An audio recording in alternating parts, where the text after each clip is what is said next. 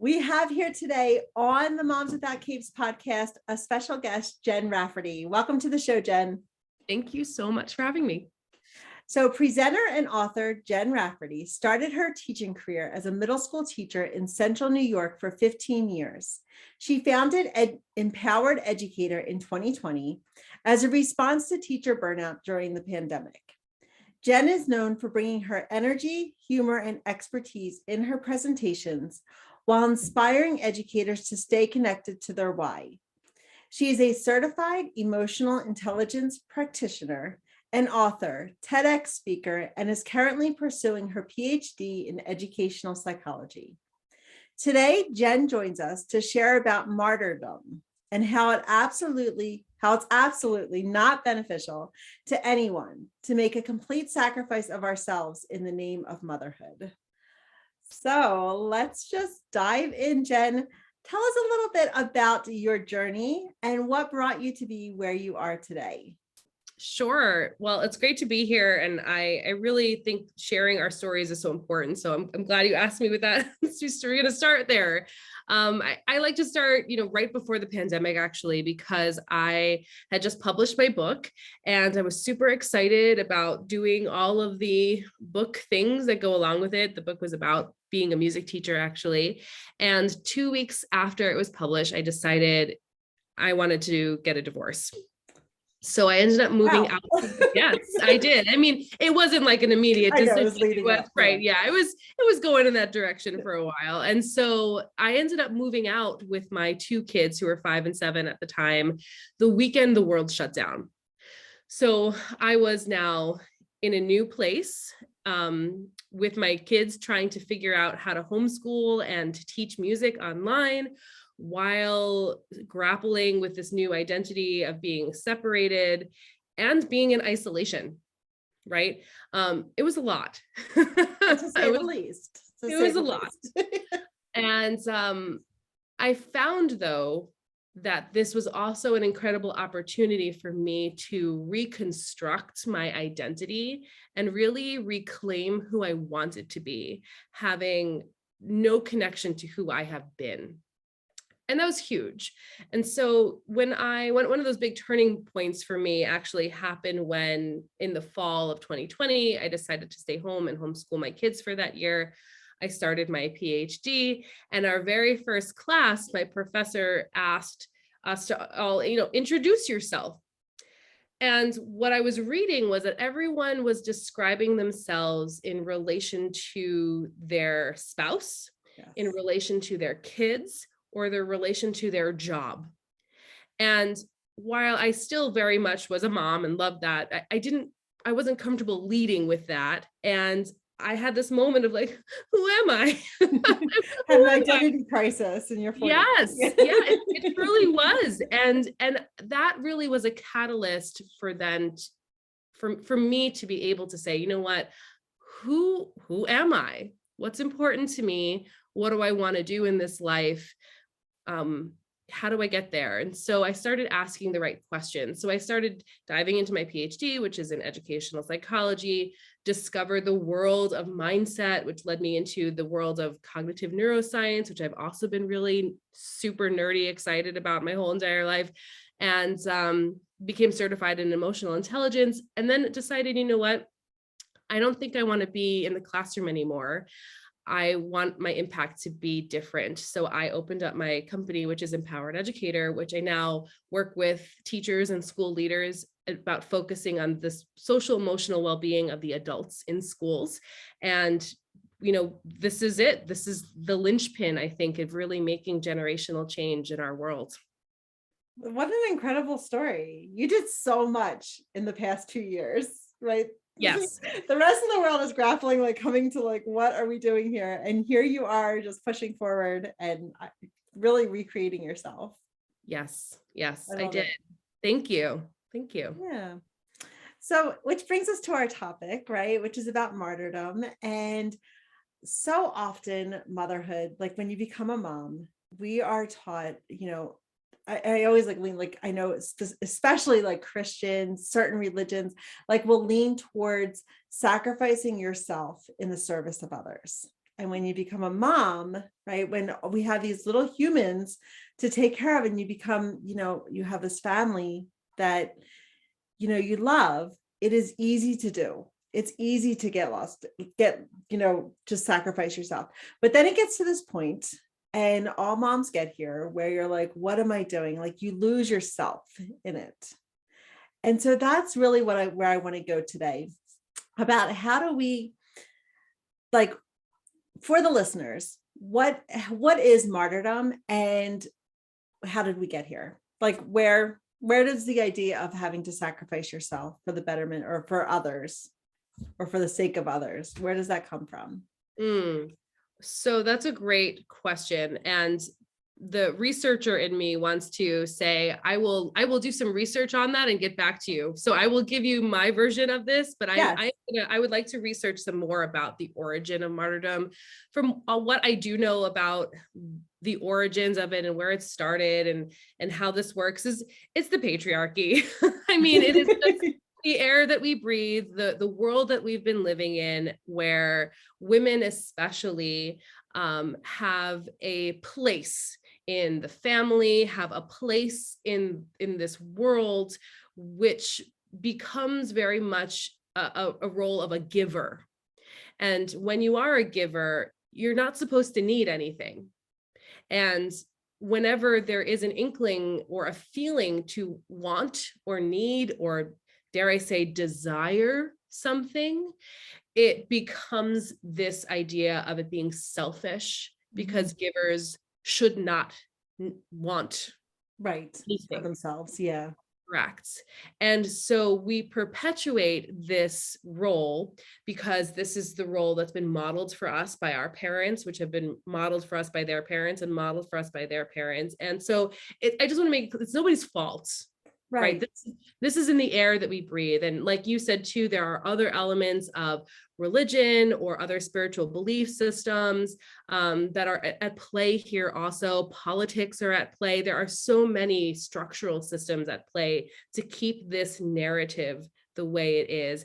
And we buy into it because we create meaning about it when we want to do something else. I mean, I remember when I first had my son, my sister came to visit. He was probably 4 months old at this point, right? So, not way out of that very infant stage. And she came up from Miami.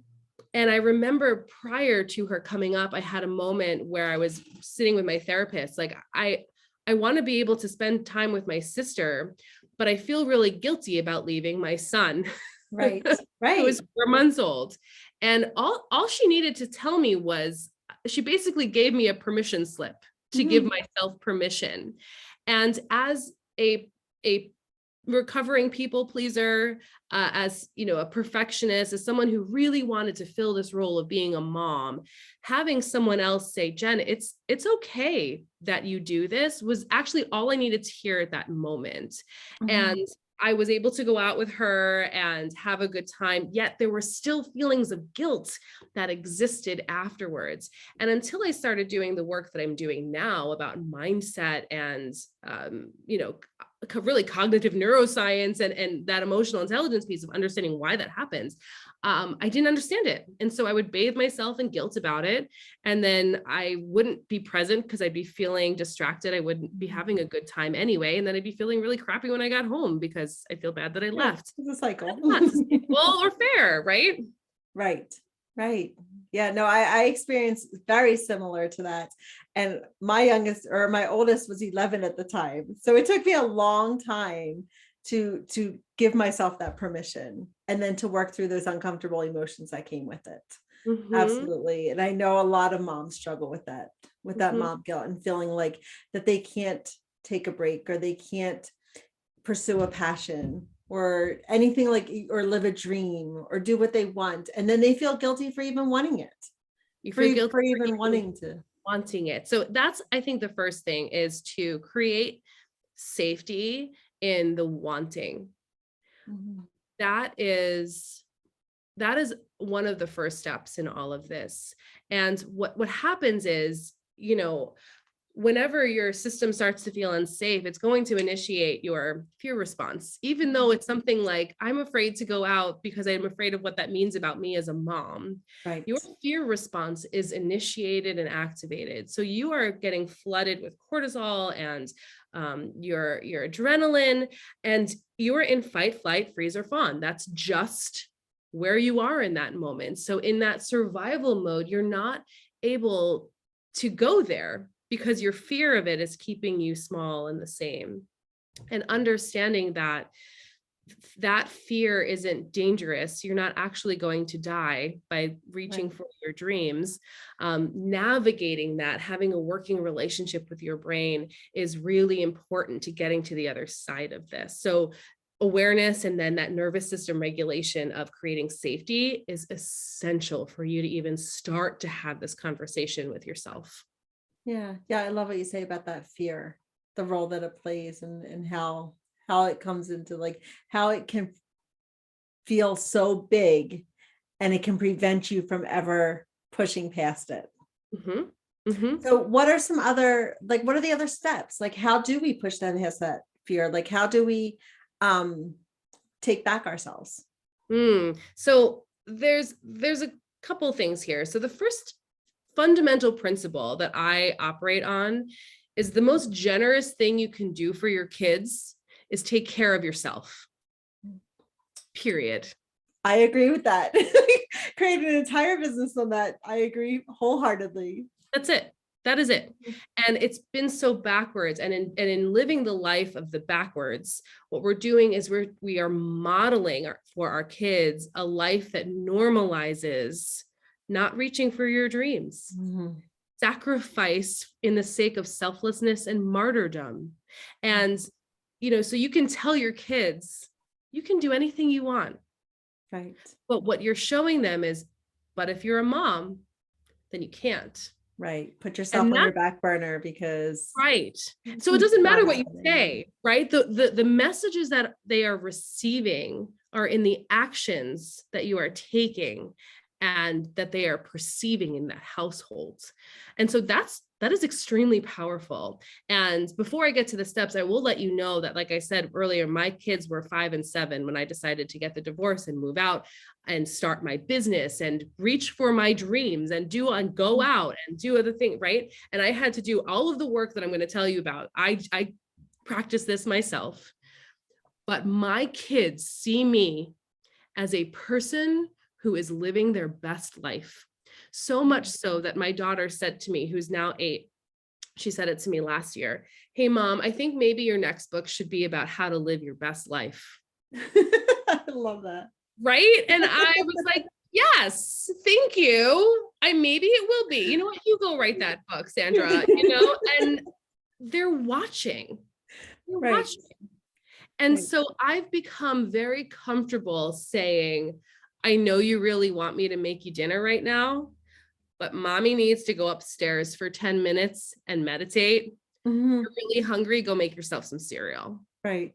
Because if I were to do the dinner feeling activated, I would be impatient. I would feel resentful. I would be angry. I could snap because I'd be short-tempered.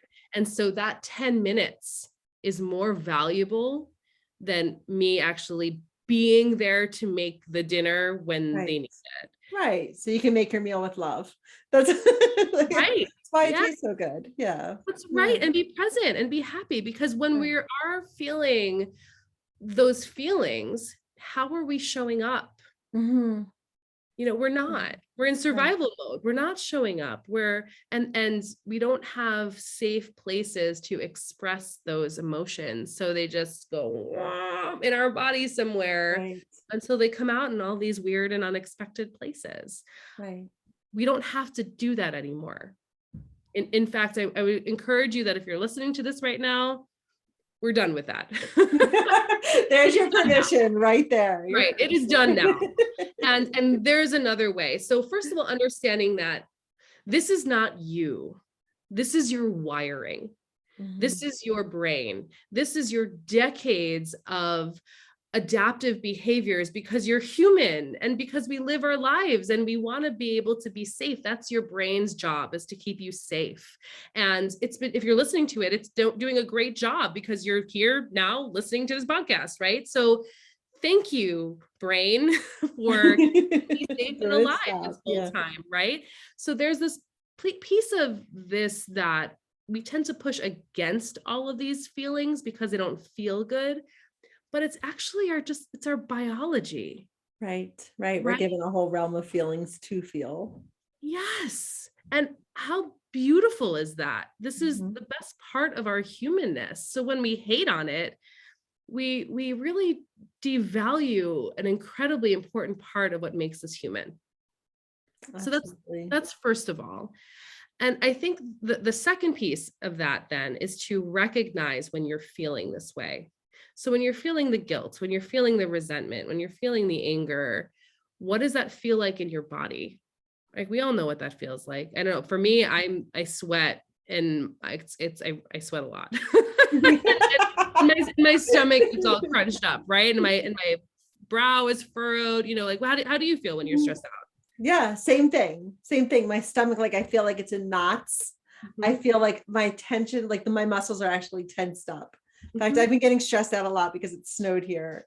And I had I was telling you before we record, I let my kids take a snow day because I'm like, I cannot put myself through that 40-minute drive, like driving 15 miles per hour with my stomach in knots. Like, it was physically making me sick yesterday. And I'm like, I'm not doing it. Snow day for all. And that's what we did, because I had to deal with that. Yay, you, right? What a good decision, because when you win, everybody around you wins, right? Yes. So recognizing that response to your stress in your body, because you can't see your thoughts, but you can feel your feelings, and you feel this manifesting in your body. So when you start to feel you're sweating, or your stomach is clenched, or your muscles are tight, or your shoulders want to be your earrings all of a sudden, that's a moment of awareness where you get to stop and say, what's going on here? Because our body talks to us all the time. Right. We're just terrible listeners. Right. We're terrible listeners.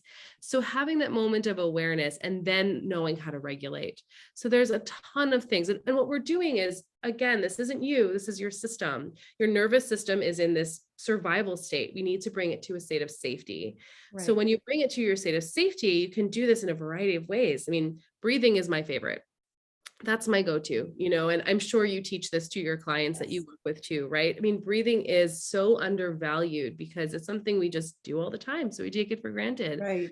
But this intentional breathing, the purpose is to slow down your heart rate, to regain that connection to your prefrontal cortex, which is the part of your brain that you need to solve problems, which goes offline when you're in survival mode. My go-to is the box breath. I love that. Inhale for 4, hold for 4, exhale for 4, hold for 4. I do that 3 times. And I do that several times a day.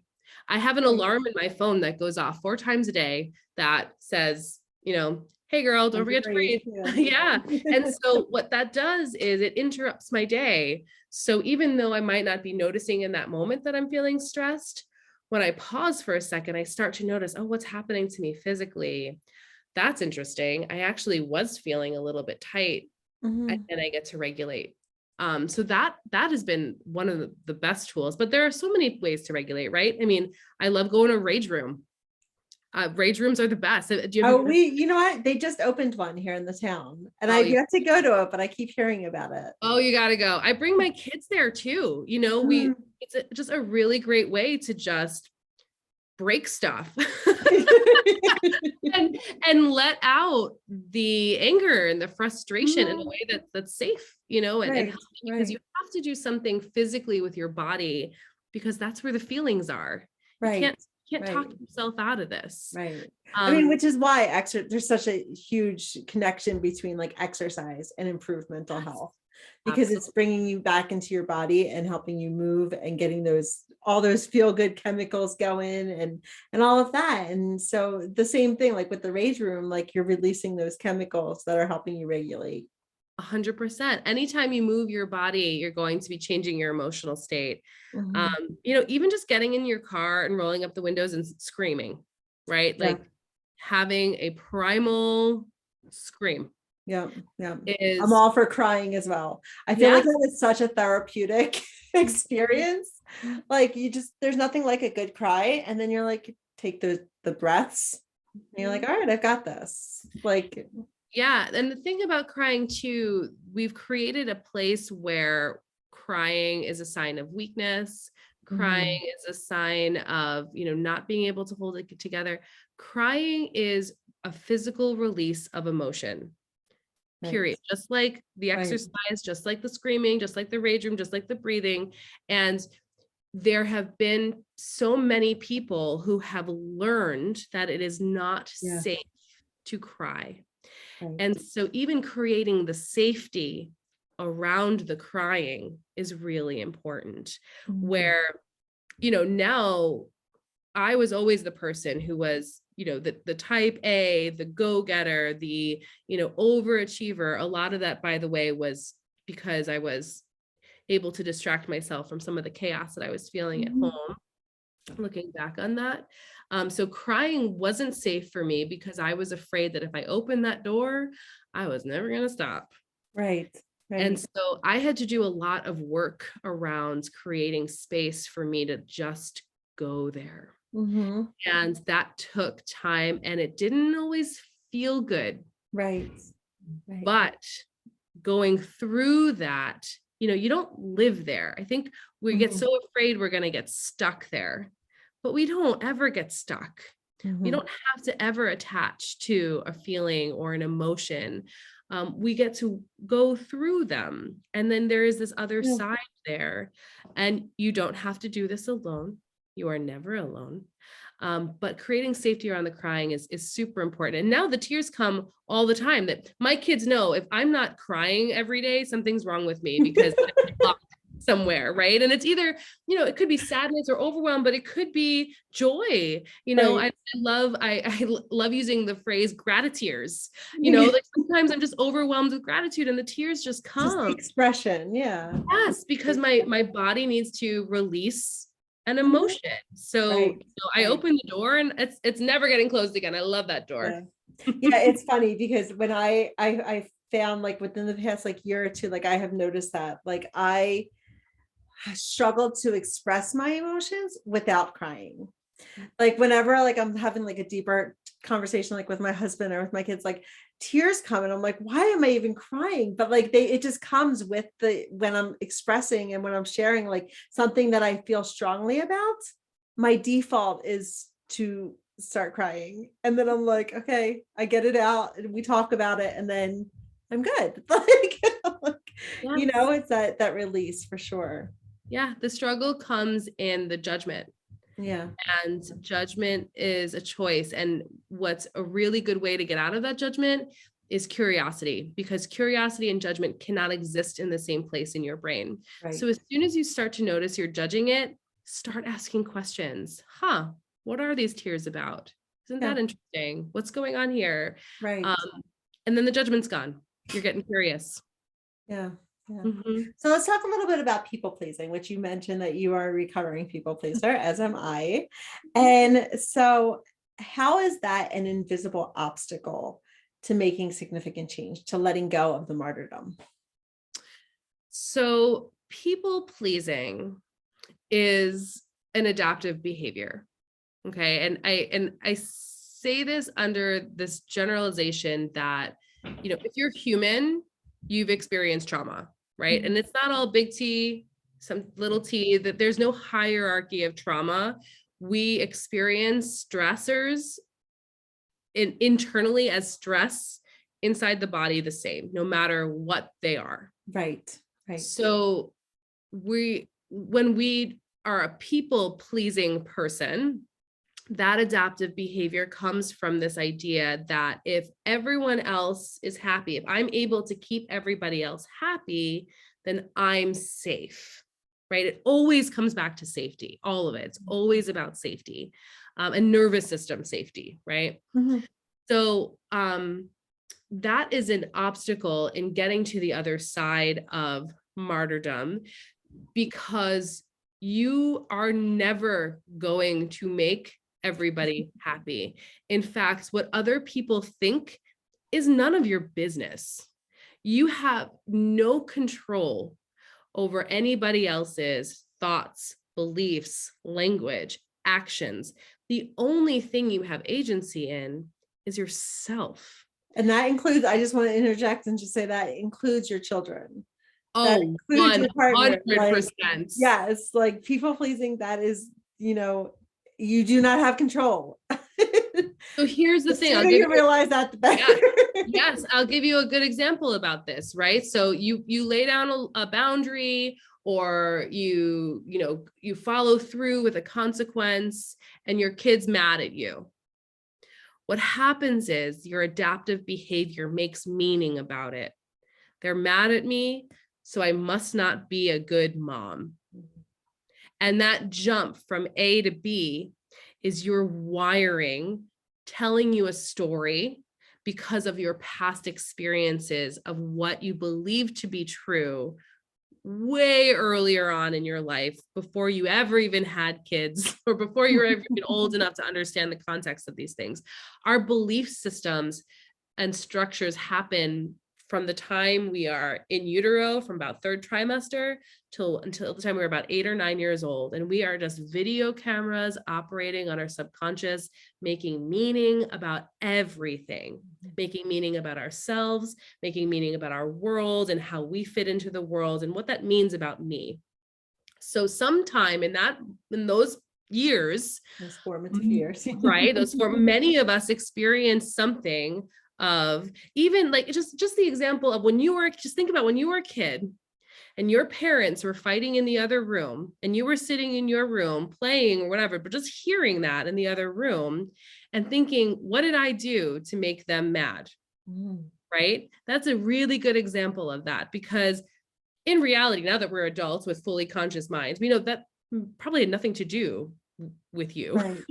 Right. But as a child who's making meaning of the world and how you fit into it. And as a child who thinks the world revolves around them. That is exactly right. Because we don't have that conscious yet. It's just you, right? It is just it. That's how our brains are. But that belief system and structure cements into your brain. And that's the stuff that carries it. So fast forward decades later, your little girl is running the show. It just is. So when your own child then gets angry, your reaction, of course, is going to be, how do I fix this? What did I do? What does this mean about me? But when we break it down like that, we understand that it is not you. It is your wiring. Is that capital T truth? Absolutely not. And then we start to unpack, okay, well, now what is actually true?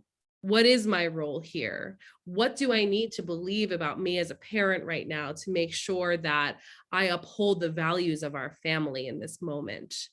And those are the questions that you get to start asking yourself. Again, going back to curiosity, getting rid of that judgment. And then you can really step into your power and make those choices that really represent who you are and who you want to be.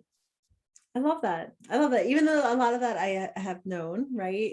I teach that, I coach about it, I counsel about it, but I've never heard it described just like you did. Like as that example, and as your 5-year-old self sitting there, and like how those beliefs, like I know they're cemented in our formative years and all of that, but I just loved how you just gave that example and how you explain that. It makes a lot of sense. And I hope that for the listeners, it does too.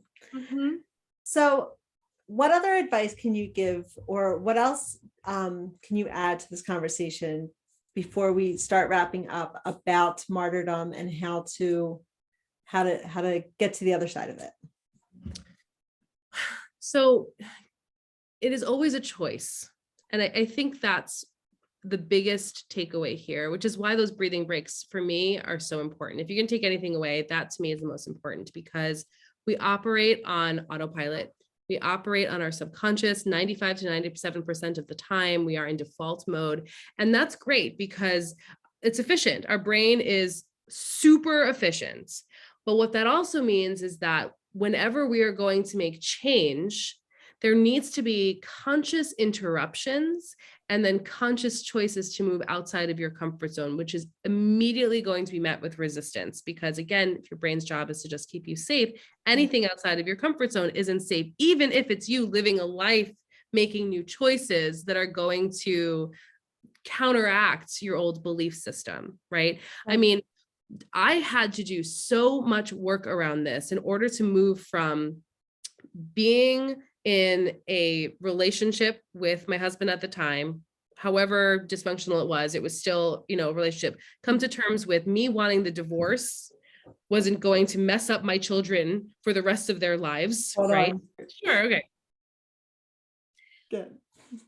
So I had to do so much work around making those new choices for myself, from living in a marriage and with a partner that was dysfunctional, to coming to terms with, okay, getting the divorce wasn't going to mess up my children for their entire lives, to then making the decision to homeschool my children. COVID, in of itself was a whole exercise in making new choices about what I'm doing is enough. I am enough. I am a good mother. They are fine. In me making these new choices, I am helping them out. When I choose me, everybody wins. Really working that belief structure. But even more than that, and before that, I had to become aware of when I was feeling crappy so I could make new choices in those moments. When people look at my life, even at the beginning, when we kind of said my story, you see these really big moments, right? Where it's, I did this and I did this and I did this. And all of a sudden, 2 weeks ago, I was on the TEDx stage, right? It's like, whoa, Jen, that's amazing. How did you do that? Well, it was because in those days, there were dozens of micro choices that I had to consciously make along the way to get me to those steps. And those breathing breaks were clutch, because if you don't interrupt your autopilot, you are never going to change. So finding those moments for you to just drop into your body, notice what's happening. What are you feeling? Where is it in your body? What thought were you thinking just then to cause that feeling in your body? Is that thought true? Do I want to hang on to that thought? What do I need to think right now in order to show up the way that I want to do? Consciously make a new decision and then continue your day. That stretching of that notice muscle was the most important thing that I did to lead me to all of the changes that I was able to do for my life, for my family, for my kids, for my finances, for my business, all of it. That was essential. Love it. Love it. I gotta start doing some box breathing. Sounds like. Yes, well, as soon as you'll think of me. Yeah, I'll set some alarms on my phone. Yes. That's it. So aside Simple. from taking those breathing breaks, what else? What is your go-to self-care practice? My go-to self-care practice, I say I'll have two of them. One I mentioned already, that's the rage room. Okay. That is something, they know me there. They're like, hey, Jen, like, hey, what's up? Yeah, I'm gonna be 20 minutes. They're like, cool, we got you. Be a whole different person in 20 minutes. Yeah. Because that to me, my youngest is 8, my daughter's 8, and she's mad, the whole neighborhood knows, right? I mean, that's just how this works. But when you get to a certain age, it's not appropriate anymore. But we're not taught explicitly how to process our anger or our frustration or our resentment. So we don't do anything with it. Or we vent to our friend, we call up our bestie and we're like, can you believe? Right. But you can't talk through the emotions. You have to process them physically. So, going to a batting cage is someone just told me that if you are a runner, go run. But the rage room for me is amazing. And I the tears will come. I will scream, and so will my kids. I will bring them along with me and we'll get it out, guys, and that self-regulating strategy is self-care.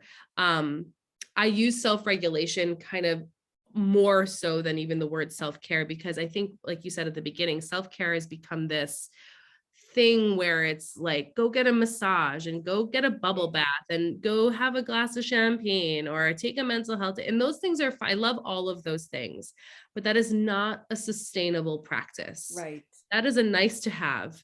That is not self-care. That is treating It's yourself. luxurious. Yeah. Right. Which, Yeah. by the way, everyone needs to do that anyway, right? Right. Like that's something that we all need to do also, but that is not to be conflated with self-care. That is not self-care. The second thing that I do, that I have made a point to do, that I've made a part of my practice, that as a very busy mind, an A-type personality, was very difficult at the beginning, but was to meditate. And that is a practice where at the very beginning, I also used to be really resentful of people who used to be like, oh, we'll just meditate. Like, when do I have time to meditate? Are you kidding me? I'm just gonna sit and meditate. When am I supposed to do this? You know, and quiet my mind. Are you kidding me?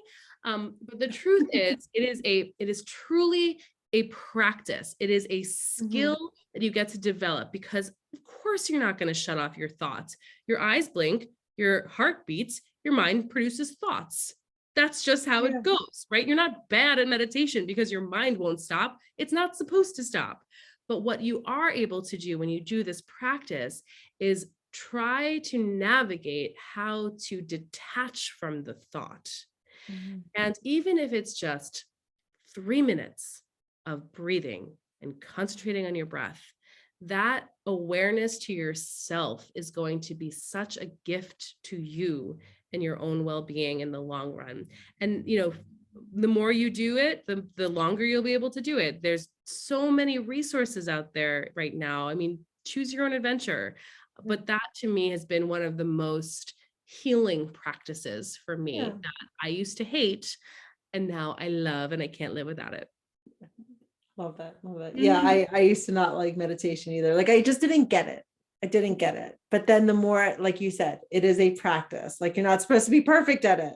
Like, it's something that you include and you work towards elongating the time that, and like really releasing those thoughts, like noticing, releasing, and like you were saying before, without judgment.